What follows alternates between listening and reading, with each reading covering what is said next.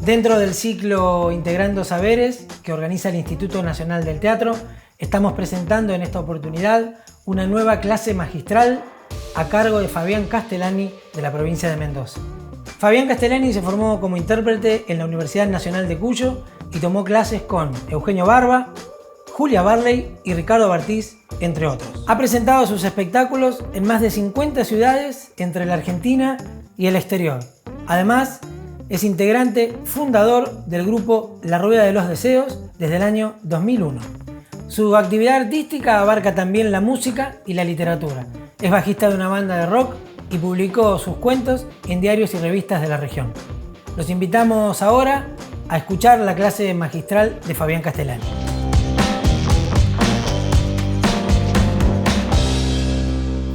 Hola, ¿cómo va?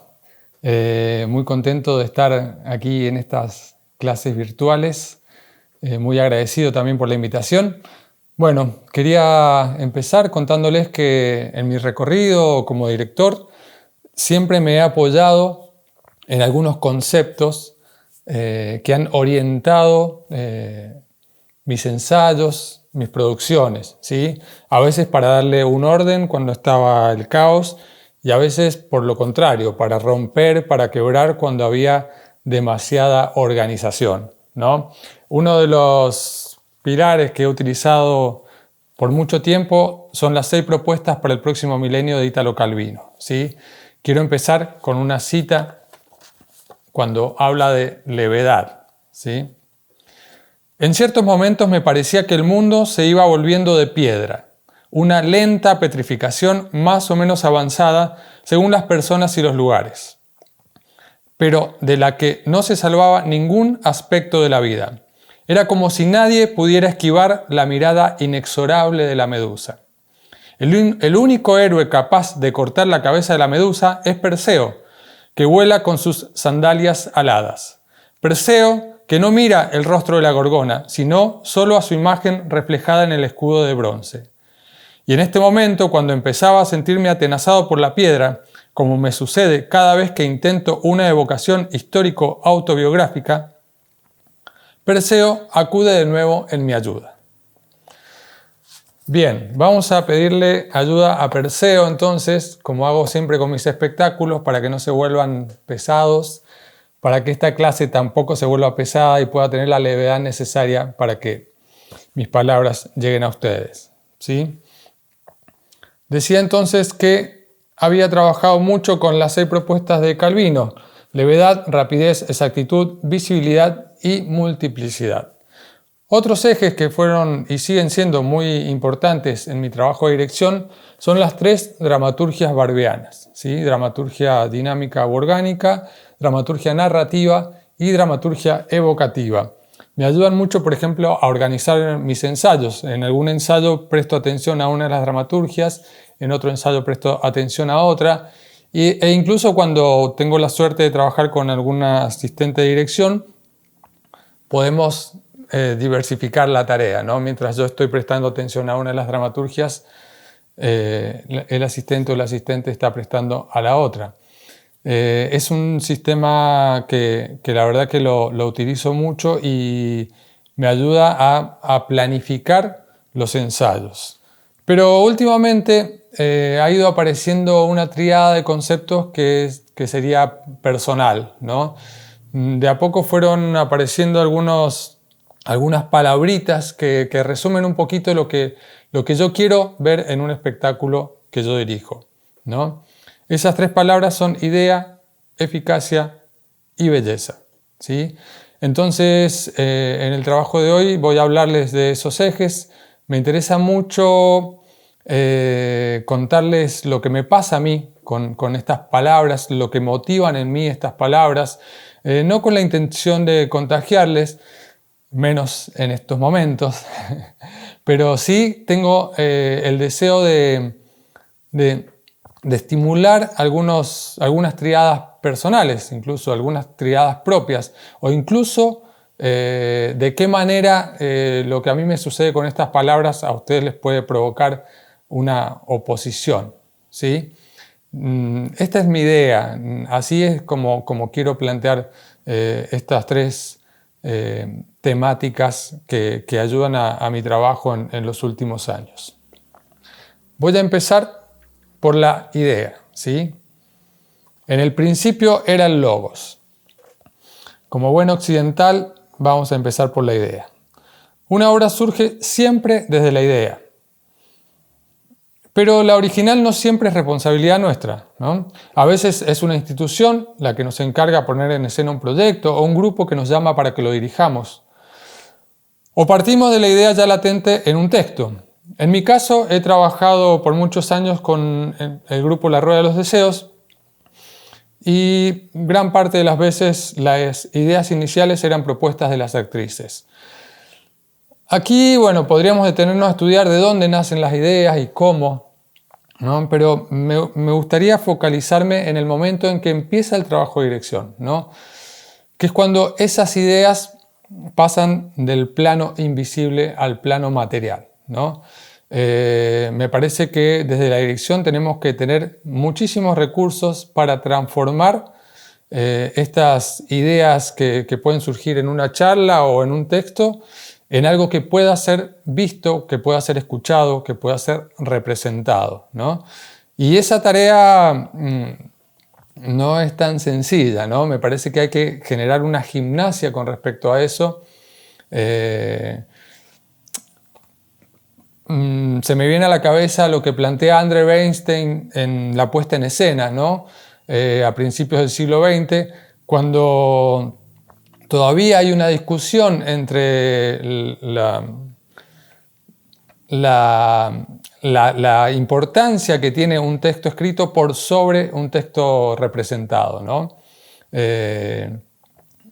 Ahí él plantea un debate que yo considero ya absurdo, ¿no? Sobre que leer un texto dramático era mucho más rico e imaginativo porque no estaba la cárcel que nos genera la materialidad a nuestra imaginación.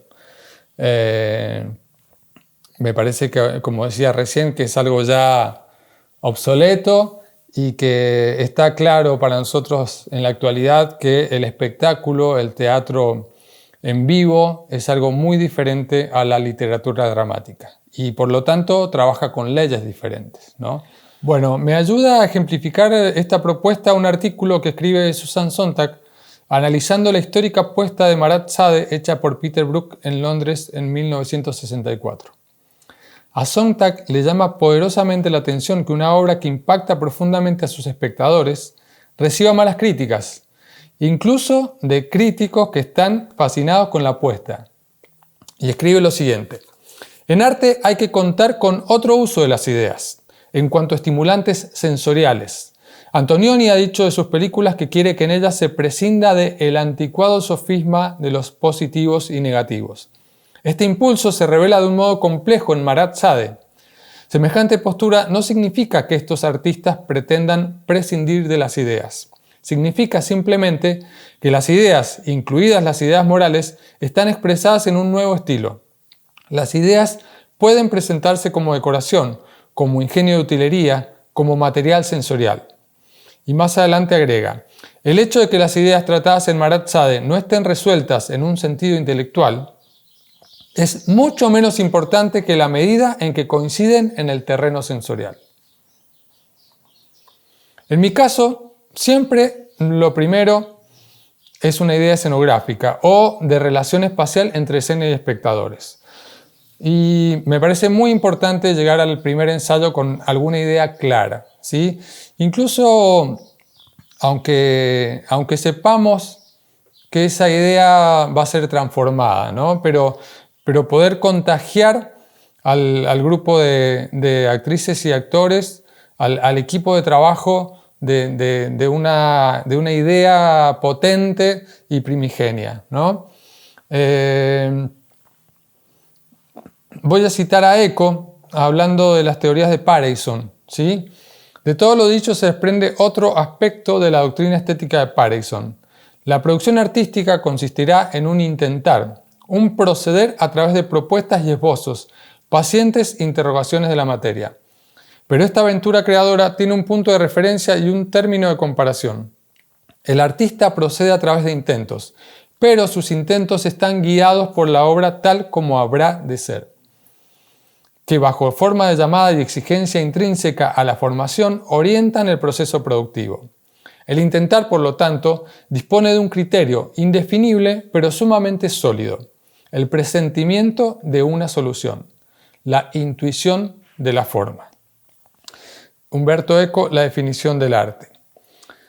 Cuando empezamos a trabajar con la rueda de los deseos, por ejemplo, sobre lo que luego sería el experimento Caminarás por la línea marcada, en el 2010, entre los materiales de investigación sobre el tema habían aparecido la novela Un mundo feliz de Aldous Huxley y la historia de Kaspar Hauser. La primera propuesta que yo llevé a los ensayos fue la de dividir el espacio en tres, ¿no?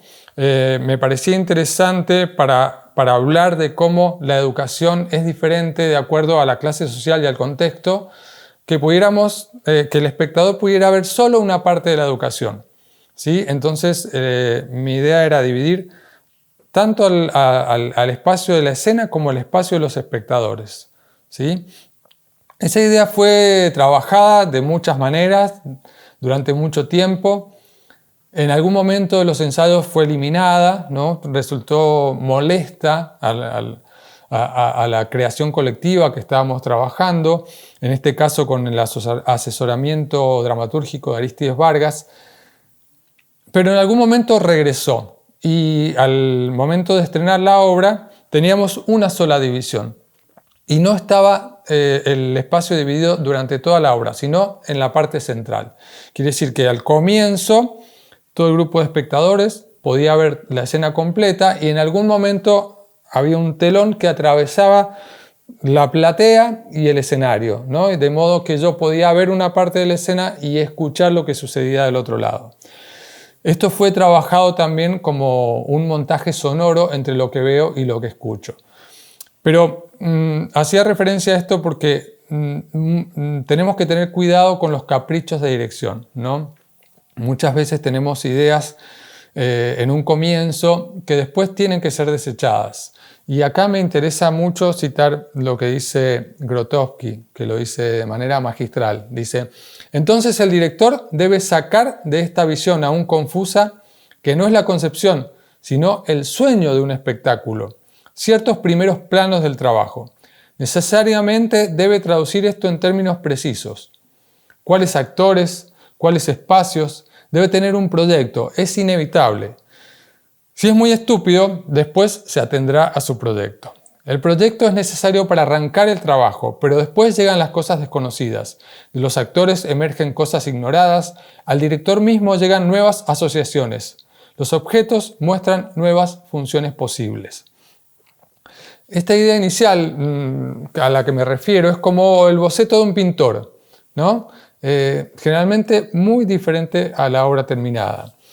Y es muy importante lo que dice Grotowski porque en un proceso de producción de un espectáculo tenemos que estar sumamente conectados con lo que está sucediendo a nuestro alrededor. Permanentemente lo que nos va apareciendo nos va contando cosas que pueden ser agregadas o incorporadas a las ideas del espectáculo. Voy a leer algo que dice en su blog Anne Bogart, la directora estadounidense, en referencia a esto que lo siento muy, muy cercano. Dice, cuando me preparo para dirigir una obra de teatro, a menudo siento que donde quiera que voy los mensajes se presentan solo para mí. Todo lo que me sucede, cada conversación, cada artículo de periódico, cada libro y cada encuentro se relacionan con mi estudio y se convierten en forraje para mi investigación. En medio de esta preparación siento que soy un recipiente abierto que espera ser llenado con ideas, imágenes, opciones de sonido. Mientras estoy investigando una obra, me sintonizo con la longitud de onda del programa en el que estoy trabajando.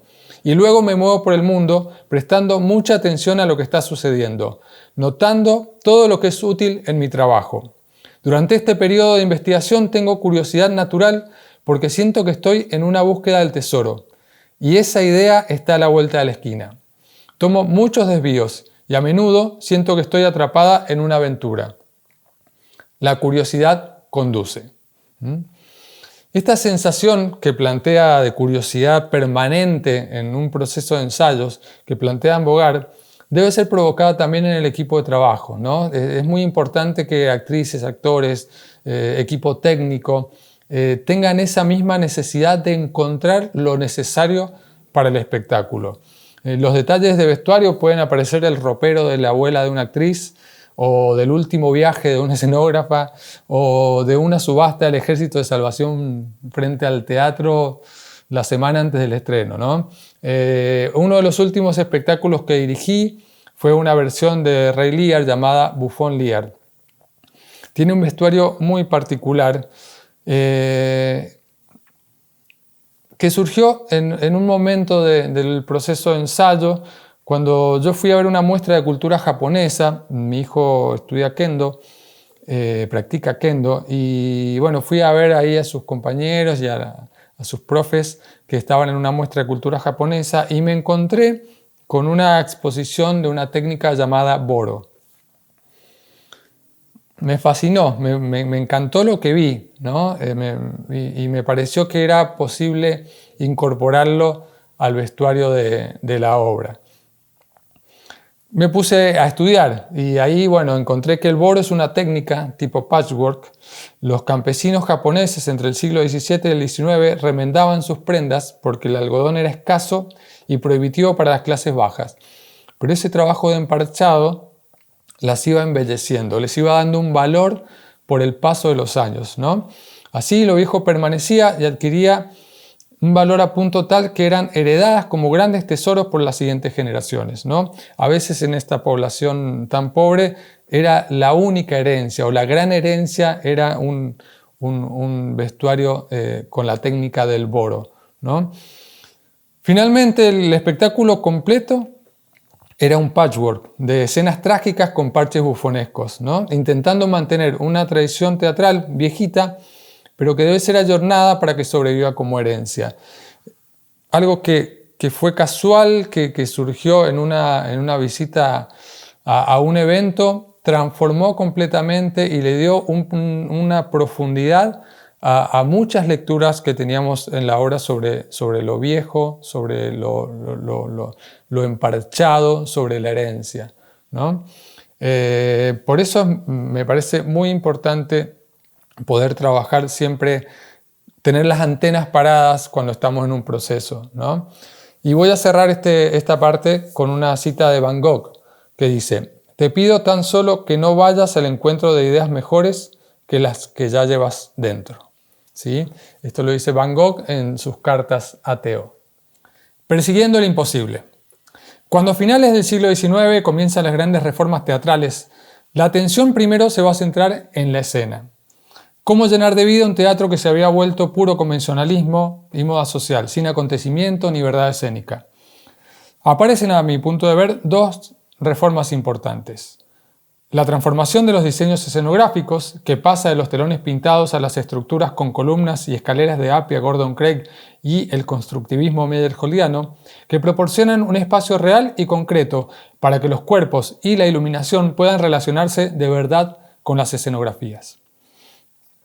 Y por otro lado, el estudio de las técnicas de actuación desde diferentes miradas.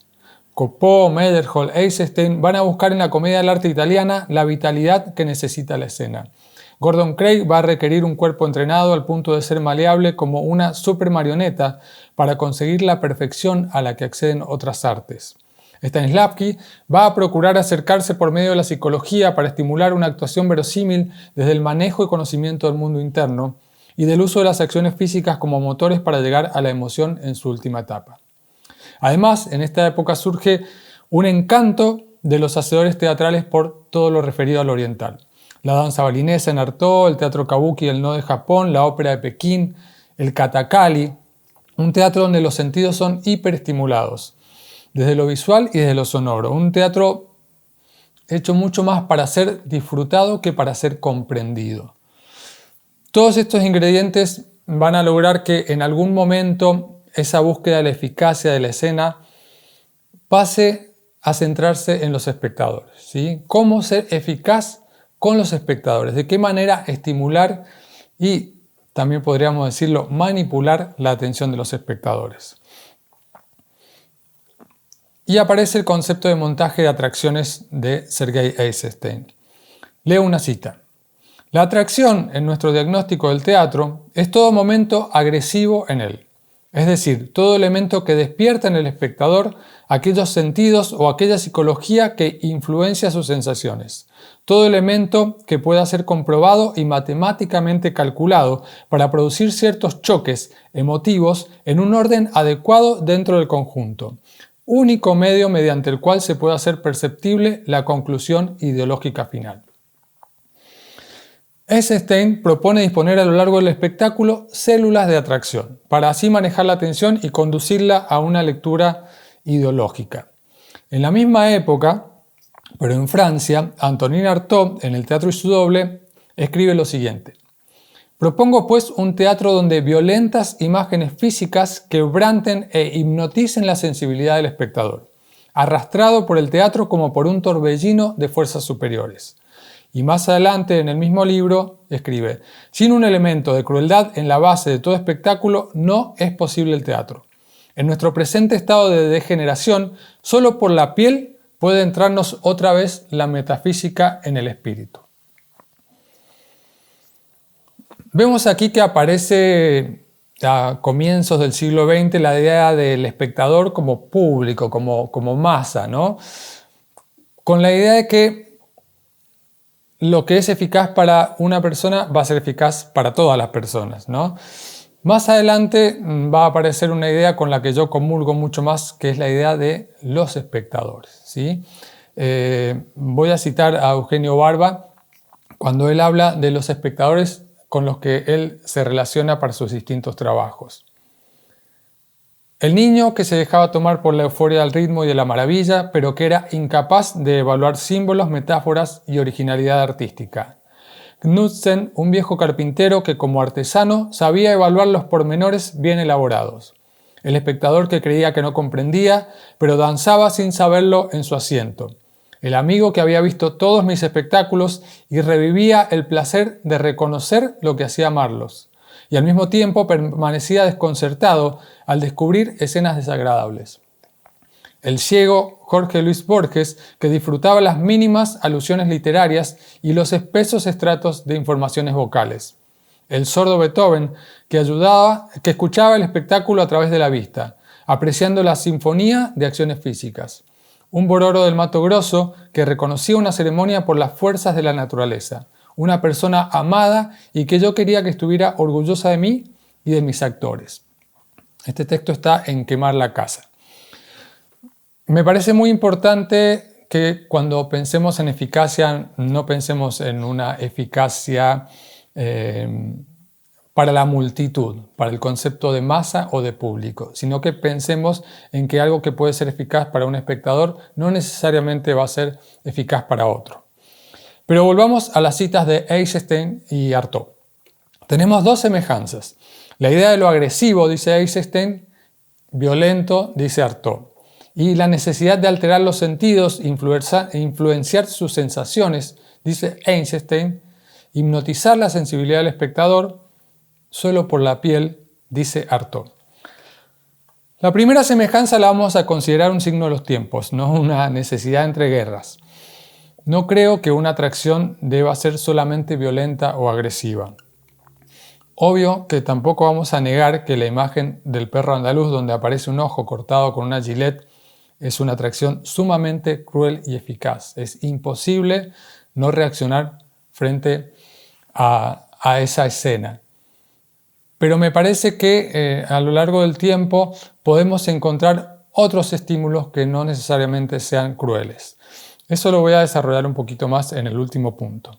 La segunda semejanza me parece mucho más fructífera porque nos obliga a descubrir formas de modificar los sentidos, generar sensaciones, llegar a la piel de los espectadores. Algo, como decía anteriormente, muy relacionado al teatro oriental.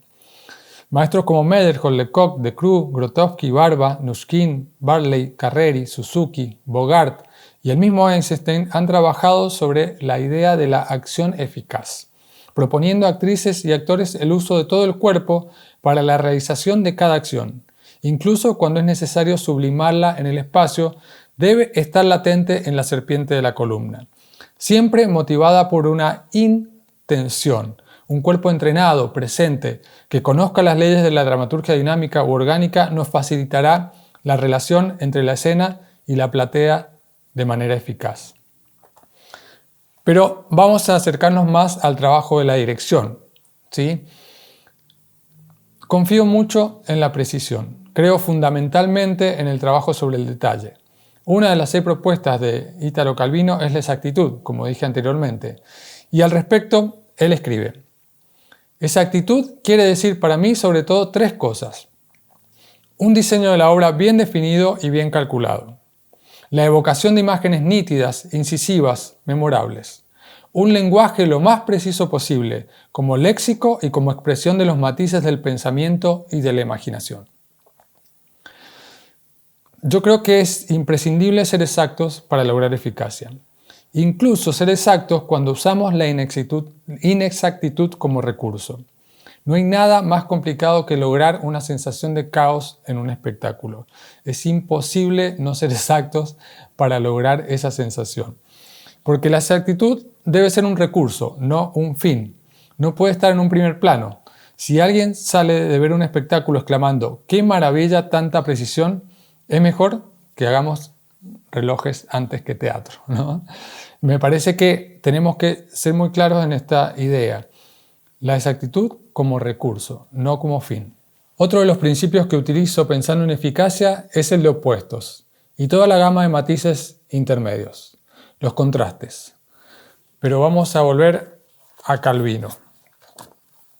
Él dice: entre los libros científicos en los que husmeo en busca de estímulos para la imaginación, he leído recientemente que los modelos del proceso de formación de los seres vivientes son, por un lado, el cristal, imagen de invariabilidad y de regularidad de estructuras específicas, y por otro lado, la llama, imagen de constancia de una forma global exterior a pesar de la incesante agitación interna.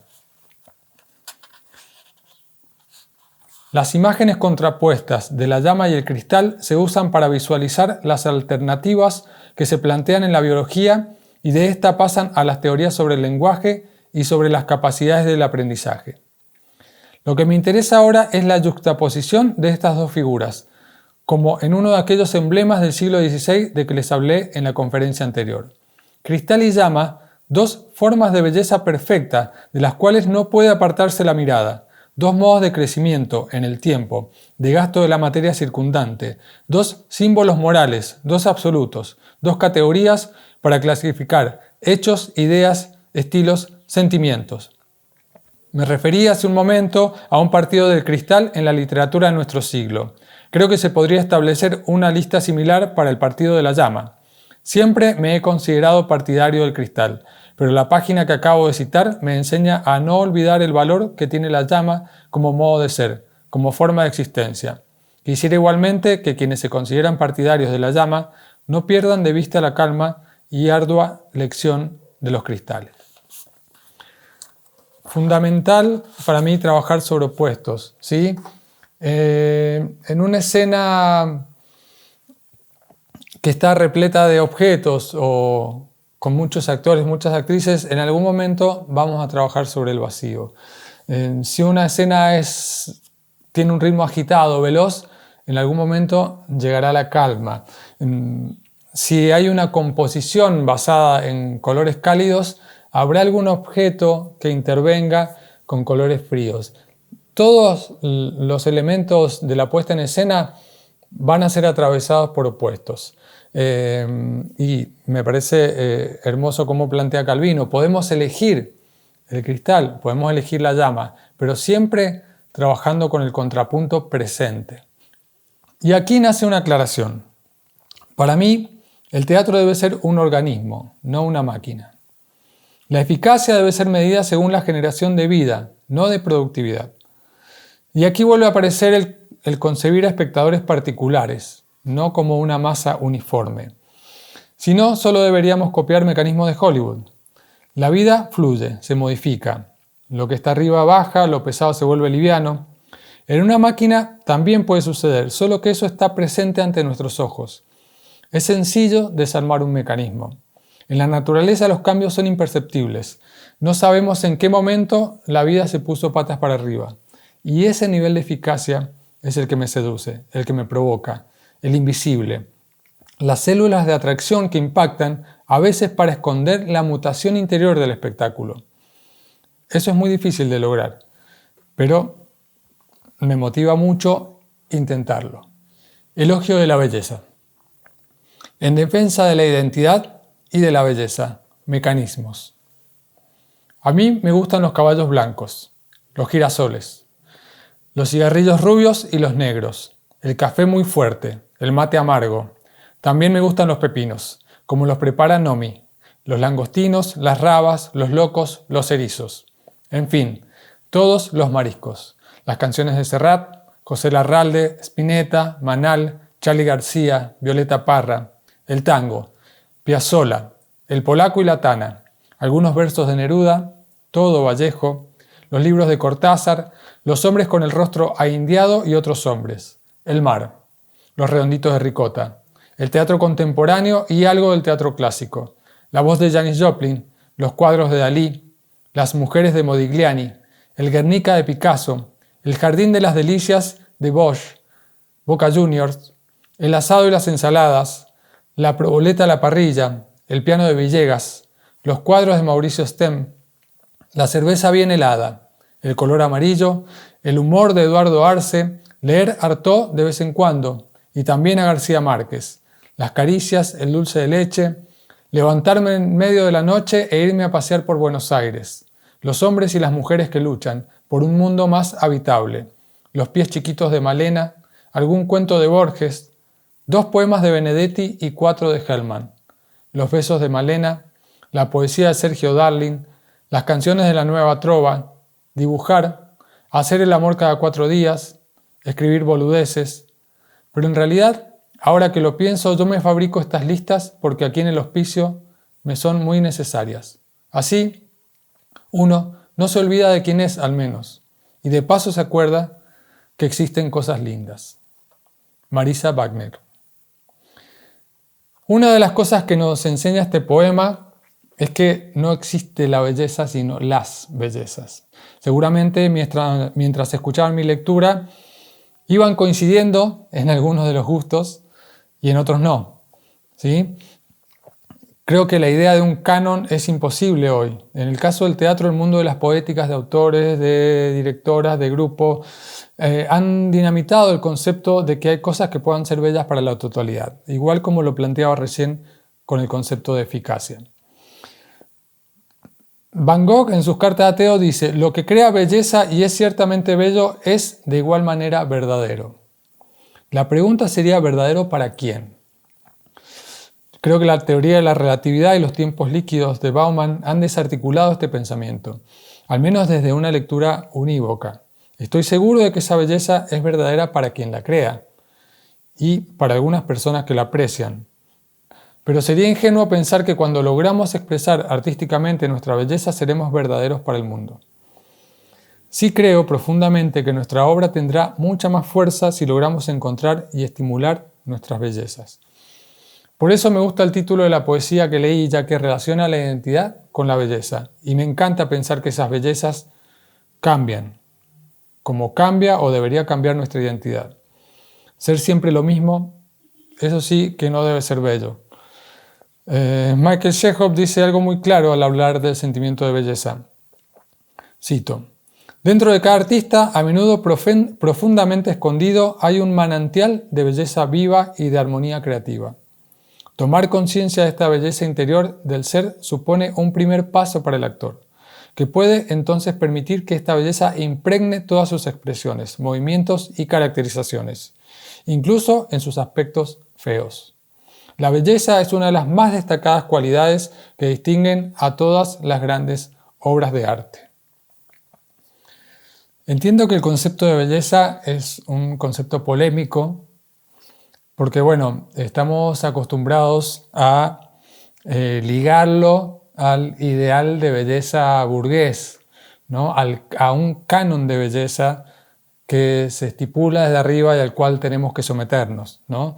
Por eso quiero que quede claro que estoy hablando de una belleza mucho más personal, de una belleza que pueda correr los límites de las bellezas posibles, ¿no? Además, si hemos estudiado las vanguardias, nos queda bastante claro esa necesidad de romper con la belleza dominante, de trabajar sobre lo feo en el expresionismo, de trabajar sobre el absurdo en el dada. No estoy en una postura contraria a esa, pero sí creo que ha pasado mucho tiempo y que esa necesidad de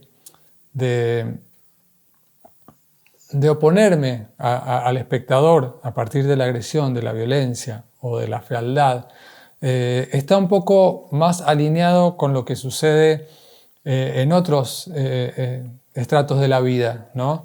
Me parece que hoy la televisión abusa de lo feo, de lo horroroso, de lo violento.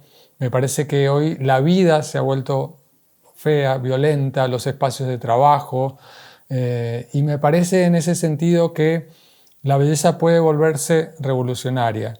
Me parece que el espectador entre al teatro y encuentre por una vez en su día a la belleza cara a cara, lo puede transformar, lo puede conmover, lo puede modificar. Me parece que yo defiendo la belleza como un arma, ¿sí?